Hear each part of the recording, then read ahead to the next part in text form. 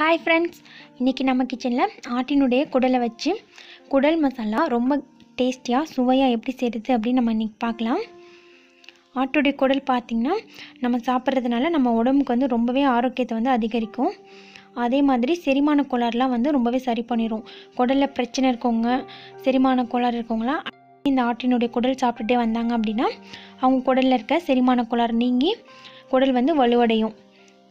இது வரைக்கும் தமிழ் ஃபன் சேனலை சப்ஸ்கிரைப் பண்ணாத நண்பர்கள் சப்ஸ்கிரைப் பண்ணிக்கோங்க. அப்படியே பக்கத்தில் இருக்க பெல் ஐக்கனை கிளிக் பண்ணிடுங்க. இப்போ நம்ம குடல் மசாலா செய்கிறதுக்கு தேவையான பொருட்கள் பார்க்கலாம். நான் வந்து 2 குடல் எடுத்திருக்கேன். அதுக்கு வந்து 200 கிராம் அளவுக்கு சின்ன வெங்காயம், 3 தக்காளி, 1.5 கட்டி அளவுக்கு பூண்டு தோலை உரித்து எடுத்துக்கோங்க. ஒரு சின்ன கப் அளவு தேங்காய், ஒரு துண்டு பட்டை, 2 கிராம்பு, மிளகு வந்து 1 டீஸ்பூன், ஜீரகம் 3 டேபிள் ஸ்பூன் போல் போட்டுக்கோங்க. உப்பு 1 டீஸ்பூன் அளவுக்கு, மஞ்சள் தூள் 1.5 டீஸ்பூன் அளவுக்கு போட்டுக்கோங்க. மிளகாய் தூள் நம்ம காரத்துக்கு தகுந்த மாதிரி எடுத்துக்கலாம். குடலை வந்துட்டு இந்த மாதிரி நல்லா சுத்தமாக மேலே இருக்க அழுக்குங்க எல்லாத்தையும் நல்லா சுத்தமாக சுடுதண்ணி வச்சு வாஷ் பண்ணி எடுத்துக்கோங்க. இப்போ நம்ம மசாலா அரைச்சிக்கலாம். மசாலா அரைக்கிறதுக்கு நம்ம தேங்காய் வச்சிருந்தோம் இல்லையா, 1 கப்பு தேங்காய், ஜீரகம், மிளகு. குடலுக்கு வந்து மிளகு ரொம்ப அதிகமாக தேவைப்படாது, அதனால் கம்மியாகவே சேர்த்துக்கோங்க. இப்போ அது கூடவே நம்ம வச்சிருந்த பூண்டு பல்லையும் சேர்த்துக்கலாம்.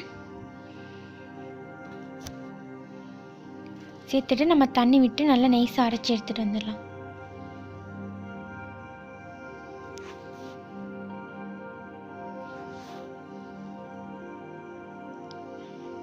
இப்போ நைஸாக அரைச்சி எடுத்தாச்சு. இப்போ நம்ம குடல் மசாலா எப்படி செய்கிறதுன்னு பார்க்கலாம். இப்போ நம்ம ஸ்டவ் ஆன் பண்ணிவிட்டு குக்கர் வச்சுக்கலாம். ஒரு 2.5 குழிக்கரண்டி அளவுக்கு எண்ணெய் சேர்த்துக்கலாம்.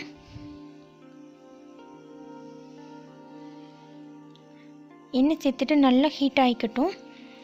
அது கூட நம்ம எடுத்து வச்சிருந்த பட்டை கிராம்பு சேர்த்துக்கலாம். பட்டை கிராம்பு நல்லா வெடிக்கட்டும். வெடித்ததுக்கப்புறம் நம்ம வச்சிருந்த வெங்காயத்தில் கொஞ்சமாக ஒரு 1/4 அளவுக்கு எடுத்து இந்த எண்ணெயில் போட்டு நம்ம நல்லா வதக்கிக்கலாம். இந்த வெங்காயம் நல்லா கோல்டன் ப்ரௌனாக வதங்கணும். அப்போ தான் வந்து நல்லா வாசமாக இருக்கும் நம்மளுக்கு. இப்போ இந்த அளவுக்கு நல்லா டார்க் கோல்டனாக வதங்கிக்கட்டும். அதுக்கப்புறம் நம்ம எடுத்து வச்சிருந்த குடலை வந்து இது கூட சேர்த்துக்கலாம்.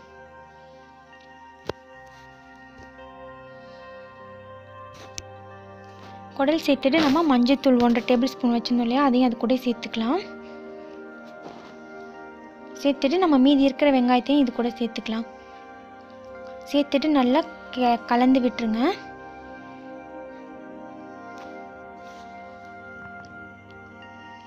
இந்த மாதிரி நல்லா கலந்து விட்டுட்டோன்னா அதுலேருந்து தண்ணி வந்து ரிலீஸ் ஆகும். இப்போ நம்ம வந்து அடுப்பை வந்து மீடியமாக வச்சிடணும்.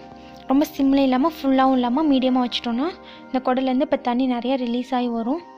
பாருங்கள், இப்போ எவ்வளோ தண்ணி நம்ம ஊற்றவே இல்லை, நான் ஊற்றின மாதிரி தண்ணி நிறையா ரிலீஸ் ஆகிருக்கு. தண்ணி வந்ததுக்கப்புறம் நம்ம இது கூட தக்காளி சேர்த்துக்கலாம், மிளகாய் தூள் சேர்த்துக்கலாம். ரெண்டையும் சேர்த்துட்டு நல்லா கிளறி விட்டுருங்க. இப்போ அதுலேருந்து தண்ணி ரிலீஸ் ஆன தண்ணி ஃபுல்லாக நல்லா சுண்டி வர்ற வரைக்கும் நல்லா வதங்கிக்கட்டும். வதங்கினதுக்கப்புறம் நம்ம 1 லிட்டர் அளவுக்கு தண்ணி சேர்த்துக்கலாம். நம்ம குடலுக்கு மேலே தண்ணி கொஞ்சம் எக்ஸ்ட்ரா நிற்கணும், அந்த அளவுக்கு நம்ம தண்ணி விட்டுக்கணும். ஏன்னா குடல் வேகிறதுக்கு கொஞ்சம் டைம் எடுக்கும். இப்போ நம்ம உப்பு போடக்கூடாதுங்க, உப்பு போட்டுறாதீங்க. உப்பு போட்டால் குடல் சுத்தமாக வேகாது, ரொம்ப நேரம் ஆகும் வேகிறதுக்கு. இப்போ நான் உப்பு போடாமலே 10 விசில் வச்சுருக்கேன்.